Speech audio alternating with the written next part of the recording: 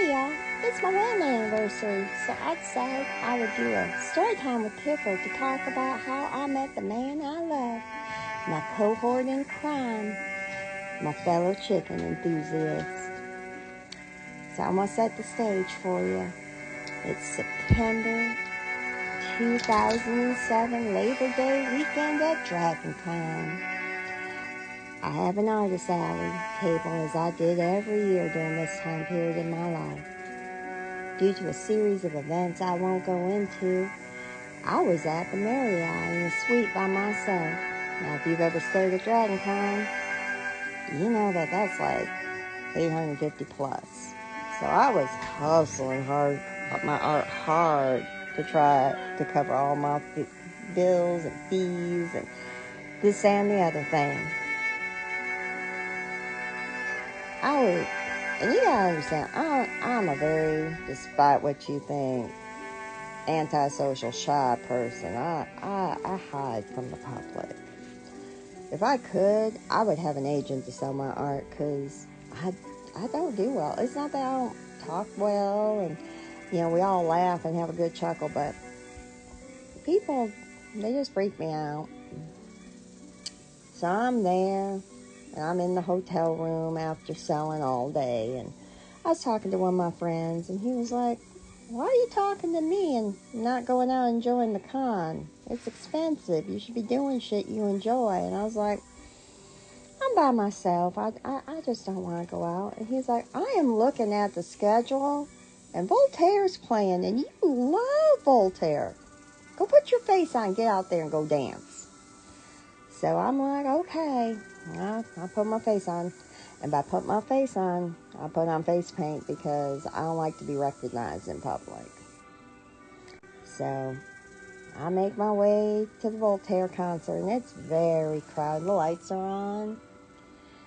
And I spy across the room the most beautiful man I've ever seen. And he's contact juggling. And if you're a girl of the 80s like me, you probably had your sexual awakening to Labyrinth and David Bowie in those pants. Which, not to say anything, but David Bowie in them pants and DragonCon and contact juggling. So I look over at this man, and he's contact juggling, and he's just beautiful. His eyes are bright and shining. His hair's pulled back in a ponytail, and I do like a man with long hair. And he's wearing a kilt, too. So the gams blade is the gams.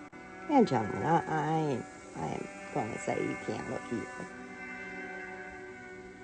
So I'm watching him during the pre-show, and I'm making my way over there because I want to get a better look. Like, I'm too intimidated to talk to him, but oh my God, I just want to watch him for a while. Watch his art, watch him glide that ball over his body. Because he wasn't just doing the hands, he was doing like full contact, like across the chest, back and neck, all of it. Little did I know that he professionally performed. So apparently, I caught his eye too. And he formulated a plan. So as I got closer, he goofed and almost concussed me with the ball. And that was his opener for the conversation. He was super apologetic. He had like 5 or 8 friends with him. And so as the concert started, these really smelly guys, got real close to me. And I leaned into him. I'm like, "Hey, do you mind if I stand with you in your group? Because these guys' BO is just killing my buzz. I cannot enjoy the concert." He was like, "Oh yeah, of course." So between the set, he and I, we talked, and I talked with his friends, and we all found out we were all members of the Camarilla. We all enjoyed role-playing and video games. Like, that doesn't surprise me because we were all at DragonCon. But, really clicked. And at this time in the Camarilla, I was a regional officer for the Changelings. So he had never played Changeling, so I started promoting it as I did because if you get me on a topic I love, I will not shut up. I'm sure you've noticed that. And at the same time, little did I know, one of his roommates at the con, because they were sharing a room. There was like 8 of them in there. I don't even know how they all fit. He also was interested in me. So my beau, my contact juggler, my beautiful man, he's like, hey, can I make you a drink?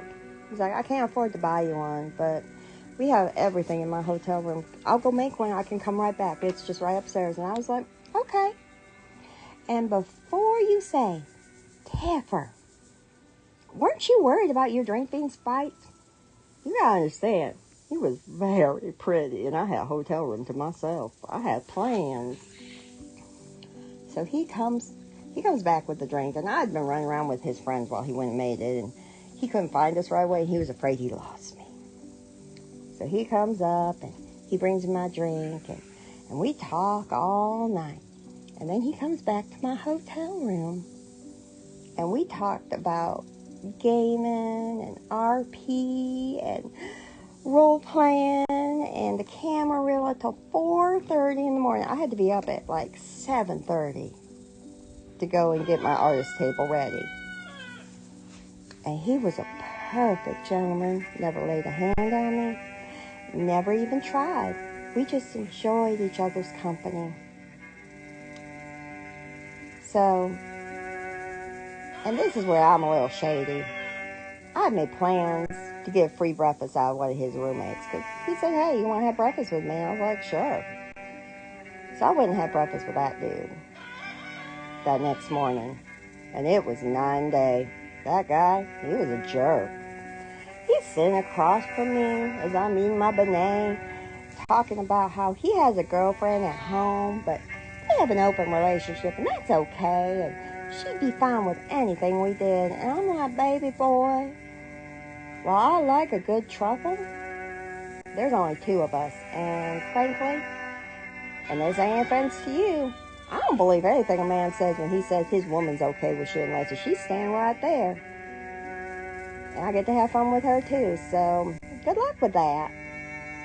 But I would have breakfast with him, and then in the evening, my beautiful man would show up at the end of my artist alley shift, and he'd take me out to dinner, and then we'd go and do stuff. There was one night where his group had a room party that he was obligated to do, but that's okay, because I get overstimulated if I get out too much. So at the end of the con, we exchanged contact information, and I stayed around Atlanta for a little while because I wanted to go to the aquarium and a few other things, and then I drove home all the way back to Texas, thinking about him. And the weeks passed, and I was too afraid to reach out, and he didn't reach out to me. Apparently, he said he was intimidated by me and how pretty I was and how funny and smart, and he was scared he was going to screw it up. But week 3, he messages me on AOL Messenger, and don't you judge me about that. That's all we had back then, so shh. And he was like, hey, remember I was talking about Dexter's Lab? And I was like, yeah. And he's like, you want to watch it together online? We can stream it. And that's how we started dating. And from end of September until January, we had a very active online, relationship. And then one of the regional conventions was coming up, and he was like, hey, I got a cabin that I'm renting with some friends for the Camarilla convention. I know you're going to be there because you're a, regional officer. You going to come? And I was like, of course. So we hung out during that, and it was perfect. And then, unfortunately, in February, he lost his job. They were cutting people. And at that point, because he was living in New York, I was like, baby, why don't you just come down to Texas and, move in? We're doing so good together. And we have been thick as thieves since then. We toured the country as Renaissance Festival performers. After a while, he was like, baby, I'm tired of sleeping on an air mattress. I need to get a day job. And I was like, I understand. But I'm a wanderer, so I'm going to keep doing my thing. But yeah, we've been together. We met in 2007. We've been together since 2008. And mostly, I just wanted to say, if you're a geek and you're alone, someone's there for you. Maybe you just got to get out there and meet them in person. Don't be afraid to go to those concerts at Dragon Con to meet someone.